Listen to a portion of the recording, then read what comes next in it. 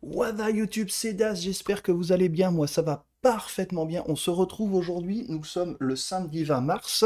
Bah oui, on se retrouve pas le lundi, comment ça se fait? Rassurez-vous, je reviens quand même le lundi pour ma critique de la semaine. Mais là, hier soir, j'ai vu la Snyder Cut, un film qui dure 4 heures, et j'avais pas envie d'en faire une baby critique de 2 minutes dans ma vidéo de la semaine, donc j'en fais une vidéo complète là maintenant. Comme d'habitude, dans mon nouveau décor que j'ai un petit peu ajusté, et le nouveau venu, mon petit micro.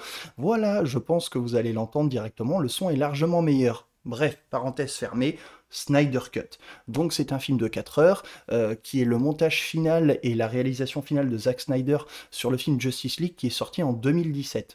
Il y a énormément de choses à en dire, donc je vous propose qu'on se retrouve après le générique, ça va être beaucoup plus simple, à tout de suite.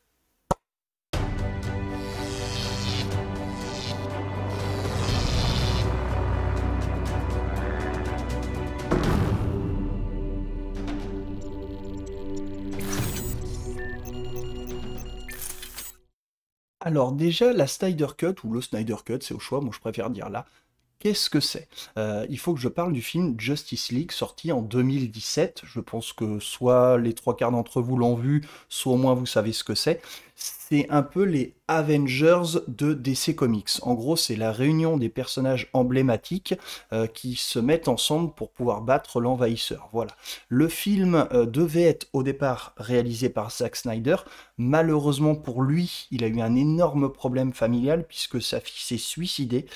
Donc quelque chose de, bah, voilà, d'extrêmement dur.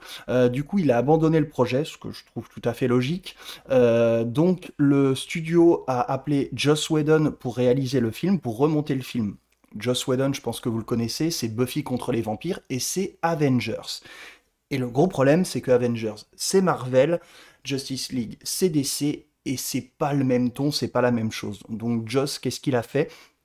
Il a retourné énormément de scènes, il a fait beaucoup de reshoots, il a fait un montage complètement différent, il a pris quelques scènes de Zack, mais il a vraiment fait un film à lui, ce qui fait que pour moi, le film de Justice League de 2017, c'est un film de Joss Whedon, tout simplement. Et malheureusement, bah, c'est pas terrible du tout. Voilà, on est allé le voir avec ma team ciné comme d'habitude, et on est sorti de là et on s'est dit, ouah, c'est un globi-boulga, c'est énorme. Pourtant, il y a Batman, il y a Wonder Woman, il y a Flash, enfin, il y a plein de personnages connus. Ça devait être un truc de fou à la Avengers, quoi. Parce que Avengers, j'ai juste kiffé. Eh ben non, on sent qu'il y a des scènes qui sont coupées comme ça d'un seul coup. Le fameux débat de Superman avec sa moustache qui a été coupée. Enfin, c'est juste horrible. Le combat final, c'est du n'importe quoi, c'est du globi-boulga. Bref, c'est pas non plus ultra mauvais. J'ai vu bien pire que ça en termes de films de super-héros. Mais c'est clairement pas terrible. Voilà, moi qui suis bon public et généralement qui aime bien ce genre de spectacle, et ben là, non, ça n'a pas été terrible. Donc du coup, voilà, on est resté sur notre fin. Sauf que les années ont passé et les gens sur Internet ont commencé à réclamer la fameuse Snyder Cut. Puisqu'évidemment, il a quand même sa vision, Zack Snyder, et il avait envie de la montrer à tout le monde. Eh ben, alléluia, c'est fait. Il a eu les sous, je crois une rallonge de plus de 70 millions de dollars du studio. Il a re-shooté énormément de scènes, il a refait un montage. Enfin bref, c'est son film. Attention cependant à la comparaison brute de dire la Snyder Cut est meilleure que le Justice League de 2017 ou l'inverse, je pense que ça va dépendre. Maintenant, il y a un truc qu'il faut qu'on mette en plan et qui est super important pour moi au niveau de la comparaison, c'est la durée des deux films. Parce que le Justice League de 2017 durait 2 heures, la Snyder Cut en dure 4. Donc le double, et évidemment en 2 heures de plus, on raconte énormément de choses, ne serait-ce que sur le background des personnages, ne serait-ce que dans les combats, etc. Donc pour moi, faire une comparaison brute en disant je préfère l'un, je préfère l'autre, forcément, je vais amener à vous le dire, mais c'est très important de savoir ça. Il y a quand même 2 heures de plus dans le film, et en 2 heures, on rajoute énormément de choses. Et je fais des... Hop, des... Je reviens en arrière et tout, mais je me demande si le film de 2017 avait duré 4 heures, avec la vraie vision de Joss Whedon, ou la Snyder Cut avait duré 2 heures, c'est-à-dire qu'en gros en 2017, Zack Snyder aurait réalisé le film en entier et que du coup les studios en auraient coupé une partie pour faire un montage final et un film sorti. Est-ce que ça aurait été mieux? Est-ce que ça aurait été moins bien? C'est surtout ça la question la plus importante avant de parler, comparaison. Voilà, maintenant on va se retrouver après un petit bout de bande-annonce et puis on en parle. I spent a lot of time trying to divide us. I made a promise to him on his grave. I need to bring us together. There are enemies coming from far away. They serve an old power. Alors une chose très importante, je vous ai pas prévenu en début de vidéo, mais je vous préviens maintenant, je ne ferai pas de spoiler dans ma critique. Alors, en fait, si, mais uniquement à la fin. Et comme beaucoup de youtubeurs, je vous mettrai, je sais pas quoi encore comme image, puisque je tourne et je ne sais pas ce que je vais mettre, un warning spoiler, une affiche, un truc dans le genre, ou une grosse musique, je ne sais pas. Mais en tout cas, ne vous inquiétez pas, là vous pouvez regarder la vidéo tranquille, je ne spoilerai pas, je déteste le spoil, même dans les œuvres qui datent d'il y a longtemps, donc je ne vous spoilerai pas. Par contre, il y a quand même des choses dont je veux parler, et j'en parlerai à la fin, et ceux qui ont vu le film pourront me suivre à la fin. Donc du coup, ce film, la Snyder Cut, alors déjà c'est 4 heures, c'est-à-dire que c'est très long. Moi j'ai souvent vu des films de 3 heures, 3 heures et demie, on parle de Titanic, d'Avatar, des derniers Avengers qui durent très longtemps, mais là 4 heures, c'est très très long. Et en fait, bah ça le fait. J'ai vu les 4 heures et quand ça s'est terminé, je me suis dit, mais déjà, j'en aurais bien pris une petite heure de plus. C'est tellement bien amené, les enchaînements sont tellement bons, bah oui, parce qu'en 4 heures, t'as le temps de tout raconter. Voilà, il y a Batman, il y a Wonder Woman, il y a Aquaman, il y a Cyborg, il y a Flash, et évidemment, il y aura Superman aussi. Voilà, donc tous les personnages-là, on en parle forcément, et dans le film de 2017, on n'en parlait que quelques minutes, le temps vite fait de les introduire. Là, dans la Snyder Cut, notamment Flash et Cyborg, on en parle vachement plus, et ça, c'est super intéressant. Moi, par exemple, qui n'aimais pas du tout Ezra Miller, l'acteur qui joue Flash, puisque pour moi, Flash, c'est Grant Gustin, qui est l'acteur dans la série de CW, qui est juste génial, et là, malheureusement, Ezra Miller, j'étais pas trop fan en 2017. Et ben là, on lui importe un poids différent. Voilà, on le voit au début, quand il est Flash, il est avec certaines personnes. Enfin bref, ça amène du bon sens en fait à son personnage et à son acting.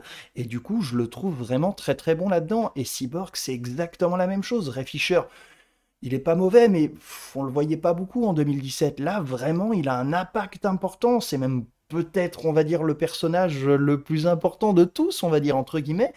Et là, du coup, on en sait plus avec son père, on en sait plus comment il est devenu cyborg. Moi, le truc, c'est que, à part les films, les comics, je les lis pas, donc l'univers, je suis pas un grand fan, on va dire, entre guillemets. Donc là, grâce à la Snyder Cut, j'ai vraiment su comment tout ça était venu. Et rien que pour ça, ça prend, je pense, 1 heure et demie facilement sur le film.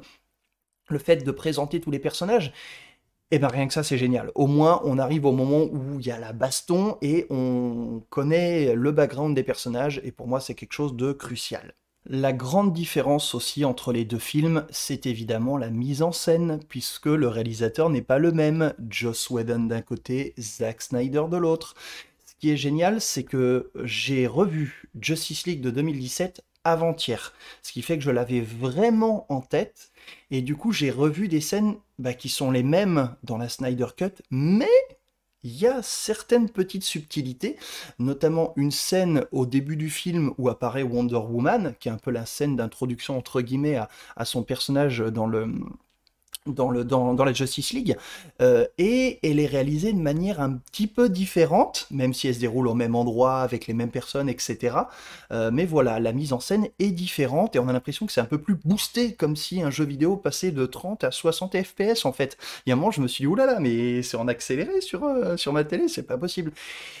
Et ouais, et c'est ça, voilà, ça pour moi c'est ça le plus important à comparer, c'est la vision des deux réalisateurs. Et là, pour ça, je vous le dis, moi je préfère Zack Snyder, clairement, même si celle de Joss Whedon, ouais, était pas mal, mais rien que la scène de Wonder Woman, si on ne s'arrête que sur celle-là, Zack Snyder, quoi, voilà, et elle est plus péchue, elle y va plus, il y a des effets de caméra qui sont vraiment forts, on voit plus à un moment le visage de Diana, enfin... Bref, je kiffe, quoi. Clairement, voilà, il y a rien d'autre à dire. Il y a d'autres scènes comme ça aussi, notamment l'apparition de Superman quand il revient dans Justice League. Évidemment, il revient très très tôt dans le film. Dans la Snyder Cut, je crois qu'il revient quasiment au bout de 2 heures et demie ou 3 heures, un truc dans le genre. Donc c'est assez loin dans le film. Et pareil, même s'il y a des plans qui sont utilisés, qui sont les mêmes, la manière de filmer est complètement différente. Et résultat des courses, c'est encore pareil, c'est encore une masterclass de Mr. Zack. Enfin voilà, il fait un truc qui est juste génial et que j'ai adoré. Donc oui, il y a une différence entre les deux, ça c'est d'une évidence. Je voulais juste aussi faire un petit billet rapide sur la musique, parce qu'il y a une différence de musique entre les deux films. Je pense que ceux qui me connaissent et ceux qui me suivent le savent, la musique pour moi c'est un élément ultra crucial dans une œuvre, que ce soit film ou série. J'irais même peut-être plus important que la réalisation, plus important que l'acting. Alors après, je sais qu'il y a des gens, la musique, ils écoutent comme ça rentre par une oreille, ça ressort par l'autre, et ils aiment bien, mais sans plus, moi, c'est quelque chose qui est vraiment très important. J'écoute comment elle est faite, j'écoute comment elle arrive, le ton, etc. Enfin, bref, moi, la musique, j'adore ça, et j'ai vu des films qui étaient pas terribles, mais dont la musique transcendait tellement l'œuvre, qu'au final, j'ai fini par bien aimer, et l'inverse, c'est là aussi, hein, ça peut être le cas. Donc dans le Justice League de 2017, c'est Danny Elfman qui fait la musique. Danny Elfman, je pense que beaucoup le connaissent. Si vous ne le connaissez pas, c'est le compositeur, pardon, excusez-moi, attitré de Tim Burton. Voilà, Tim Burton, ça vous dit quelque chose? Hein? Oui, je pense. Donc du coup, très bonne musique, Danny Elfman, il n'y avait aucun problème. Sauf que là, dans la Snyder Cut, c'est Junkie XL. Junkie XL, c'est beaucoup plus bourrin, c'est beaucoup plus house, c'est beaucoup plus techno. Et ça rentre parfaitement dans l'univers du DCU, quoi. Enfin, c'est d'une évidence pour moi. Donc là, sa partition, elle est parfaite. Sur certaines scènes, ça a été un petit peu retourné au niveau de la musique, on le sent. Alors évidemment, il y a les thèmes iconiques comme Wonder Woman, comme Batman, qui sont un peu réorchestrés. Des fois, on les entend que 5 ou 10 secondes. C'est très rapide et très subtil, mais on les entend. Donc ça, c'est bien. Mais sinon, voilà, franchement, la musique, gros point fort. Junkie XL, franchement, top. Alors l'autre très grosse différence aussi qu'il y a entre les deux films, c'est le traitement du grand méchant, aka Steppenwolf. Parce que dans la Justice League de 2017, on le voit malheureusement très peu, il a un costume très sommaire et classique, moi j'ai plutôt bien aimé, j'aime bien les choses sobres. Là, dans la Snyder Cut, il a un costume énorme. Au départ, ça m'a fait bizarre, ne serait-ce que là, au niveau de son couvre-chef, de son costume, on dirait un peu le chevalier du Zodiac. Enfin bref, oui, c'est un peu trop gros ce que je dis, mais vraiment, les premières minutes, ça m'a décontenancé. Je me suis dit, je suis moins fan, j'aime bien les choses plus sobres. Et en fait, plus le film avançait, plus je me dis que finalement le costume lui va très bien puisqu'il a pris vraiment de l'épaisseur ce Steppenwolf. On le voit d'abord dans Batman versus Superman. Coucou, parce que c'est encore de Zack Snyder. J'ai vu la version longue assez récemment, je l'avais pas vu avant. On le voit évidemment un petit peu plus, donc c'est un peu du teasing. Dans Justice League de 2017, évidemment c'est le méchant principal, mais on le voit que pour faire de la baston, quoi, c'est tout. Donc il n'y a aucun background. Dans la Snyder Cut, on apprend vraiment que c'est pas le big méchant, qu'il y a quelqu'un au-dessus de lui. J'en parlerai tout à l'heure dans la section spoiler. Mais voilà, il a à cœur de vouloir réunir les trois boîtes. Donc les trois boîtes, il y a une boîte qui se trouve sur Terre, il y a une boîte qui se trouve dans le royaume des Atlantes, et il y a une boîte qui se trouve dans le royaume des Amazones. Voilà. Le but, c'est qu'ils réunissent les trois pour créer ce qu'on appelle l'entité et faire venir le suprême méchant. Et donc du coup, ça, bah, on apprend tout ça. Voilà. Donc du coup, Steppenwolf, bah, c'est un vrai méchant dans la Snyder Cut. Et ça, c'est quelque chose qui est super important parce qu'on a des héros d'un côté et les héros, ils vont bien s'attaquer à un méchant. Et si le méchant, bah, il est pas dépeint correctement, je vois pas l'intérêt. Et là, pour le coup, c'est super bien fait. Donc, autre gros point très positif, le traitement de Steppenwolf par Zack est vraiment excellent. Alors au final, avant de passer sur les spoilers, est-ce que j'ai bien aimé la Snyder Cut? Je pense que si vous avez vu la vidéo jusqu'ici, vous avez vu que j'ai quand même largement préféré la Snyder Cut que la version de 2017. Et c'est un grand oui, bien évidemment. C'est pas j'ai bien aimé, c'est j'ai juste surkiffé. C'était excellent. 4 heures, pas une seule seconde, j'ai regardé ma montre ou mon téléphone, enfin juste 2 minutes pour poster un message et c'est tout, j'étais à fond dedans, c'est super bien fait, ça a une cohérence de A jusqu'à Z. Voilà, le film se déroule de manière parfaite. Et oui, en même temps, comme je disais au début de la vidéo, le film dure 4 heures. Donc forcément, en 4 heures, t'as largement le temps de raconter des choses. Je suis sûr que ce même film que j'ai vu et que vous avez vu ou pas, mais que vous verrez sans doute, on lui enlève 2 heures. Donc les studios se mettent à faire une cut là-dessus. eh ben forcément, le film sera moins bien. Alors oui, la base, c'est la mise en scène de Zack Snyder, qui est largement meilleure que celle de Whedon pour moi, et surtout, il a pris en compte le ton de DC Comics, parce que Marvel, c'est kikoulol, c'est rigolo. Alors j'adore, il y a aussi de la baston, il y a aucun problème, j'adore Marvel. Mais c'est plus dans l'humour, on va dire. Là, le Justice League de 2017, il y avait beaucoup trop de blagues, ça me plaisait moins. Là, il y en a quand même un peu, coucou Ezra Miller, mais il y en a quand même beaucoup moins. C'est quand même beaucoup plus sombre, ne serait-ce que les images, la colorimétrie utilisée, etc. est quand même beaucoup plus sombre. Et donc là, c'est un grand oui. La Snyder Cut, c'est 4 heures de pur bonheur. Voilà, donc si vous avez pas kiffé, comme je pense beaucoup, le Justice League de 2017 et que vous voulez avoir une autre vision, parce que c'est ça, c'est vraiment la vision de Zack Snyder, et ben du coup, foncez, vous serez pas déçus, tous les acteurs sont bons, voilà, comme je vous disais, Ezra Miller, dont j'étais pas fan, il est génial. Henry Cavill, c'est pareil, je suis pas le plus grand fan du mec en tant que Superman. Et là, même si on le voit peu, je trouve que waouh, enfin, il a pris de l'épaisseur, Zack Snyder, comme quoi un metteur en scène, ça dirige aussi des acteurs, ça ne prend pas qu'une caméra et voilà, ça panote. Non, non, non, ça aussi dirige des acteurs. Et l'acting sous Zack Snyder, je trouve, est bien plus utilisé et bien meilleur sur le film de 2017. Donc voilà, oui, j'ai juste kiffé la Snyder Cut. Donc voilà. Maintenant, on va se voir en zone spoiler. Je sais pas encore comment ça va apparaître, mais vous allez le voir maintenant. Et puis on parle de ça tout de suite. Allez, et puis bah pour ceux surtout qui vont s'arrêter là et qui n'ont pas encore vu le film, n'hésitez pas à revenir dans la vidéo après pour voir ma partie spoilers. Et puis bah surtout, on se dit à lundi pour ma vidéo critique de la semaine. Ciao! Chut, on spoil maintenant. Coucou-toi. Si tu es maintenant avec moi dans la partie de la vidéo, c'est que tu as déjà vu le film. Alors évidemment, je sais qu'il n'y en aura pas beaucoup. Ou alors, tu reviens après avoir vu le film, et là, dans ces cas-là, c'est aussi très bien. Donc bref, on va spoiler, je veux pas que ça soit trop long, mais je veux surtout parler du Joker, car oui, le Joker de Jared Leto revient à la toute fin du film dans l'épilogue. Donc pour info, le Joker de Jared Leto est apparu dans Suicide Squad, qui n'a pas été très bien accueilli. Évidemment, là n'est pas le débat pour parler des différents Jokers avec les différents acteurs, pas du tout. Mais moi je le trouvais pas terrible. Et là c'est marrant. Encore l'effet Zack Snyder, j'en ai aucune idée. Mais il doit apparaître quoi? Allez, 1 minute ou deux, on va dire.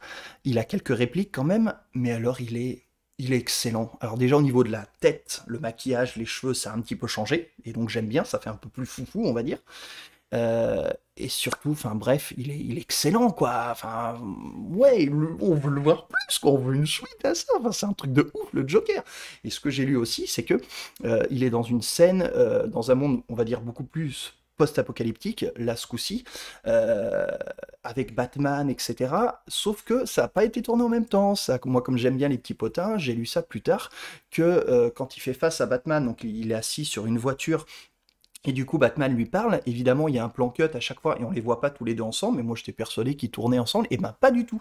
À cause d'un conflit de planning, les scènes avec Jared Leto et donc les scènes avec Batman ont été tournées de manière différente. Et après, bah, ça s'est monté ensemble. Du coup, les acteurs sont très bons parce qu'on a vraiment l'impression qu'ils se donnent la réplique. Et en fait, pas du tout. Bref, le Joker, Jared Leto, excellent. Enfin, voilà, son petit sourire, enfin, je sais pas, j'ai juste kiffé. Voilà, le Joker. Bref.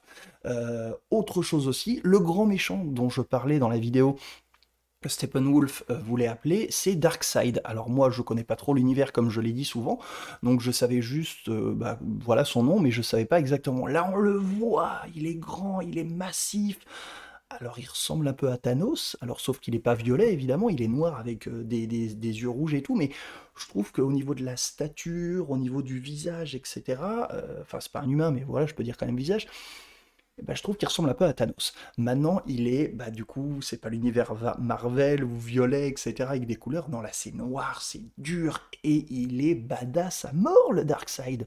On le voit quelques minutes pendant le film, et on a trop envie qu'il arrive et qu'il pète tout, quoi. Et voilà, dans la suite. Alors, la suite, on sait tous, malheureusement, qu'il n'y en aura pas, puisque Zack Snyder a dit que c'était terminé avec ce qui s'était passé avec les studios, que c'était terminé, qu'il n'y aurait pas de suite. Malheureusement, moi, j'en aimerais une, Peut-être qu'un jour, on ne sait jamais, hein, si en 2017 on nous avait dit qu'on aurait la Snyder Cut quelques années après, je pense que tout le monde aurait rigolé, et c'est le cas, elle est arrivée, donc peut-être qu'il y aura des suites dans quelques années, je l'espère cependant. Donc la fin, l'épilogue, voilà, met ça en exergue, et surtout, bah, on a envie de connaître ce qui se passe après. Enfin bref, voilà pour les spoilers. Il y a aussi un nouveau personnage, Martian Manhunter, que je connaissais pas trop avant, qui apparaît comme ça. Enfin bref, de toute façon, tout ça, ça veut dire l'épilogue, en tout cas, est là pour dire, les gars, c'est génial, j'ai fait un film, mais j'ai une suite dans la tête, et je sais que Zack Snyder avait déjà ses idées pour faire un Justice League 2 et un Justice League 3. Malheureusement, ça n'arrivera jamais. Quoique, en 2017, si on s'était dit qu'on aurait la Snyder Cut quelques années après, on aurait tous rigolé. Elle est là. Donc peut-être qu'un jour, il fera une suite, ce que j'espère, même si c'est dans longtemps, parce que je trouve que cette réunion de personnages de DC Comics mérite d'avoir sa trilogie, comme les Avengers. Alors oui, on finira tous par comparer, mais l'univers pour moi est complètement différent. Mais voilà, moi je veux voir ce qui se passe à la fin. Enfin, je veux une suite, c'est tout, comme je pense beaucoup. Enfin bref, c'était Daz, donc la vidéo critique de la Snyder Cut. J'espère que vous avez aimé, comme d'habitude. Vous connaissez la chanson, l'abonnement, le petit pouce bleu, tout ça, etc. Et puis bah surtout, on se voit lundi pour la suite de mes aventures de la critique de la semaine. Allez, ciao!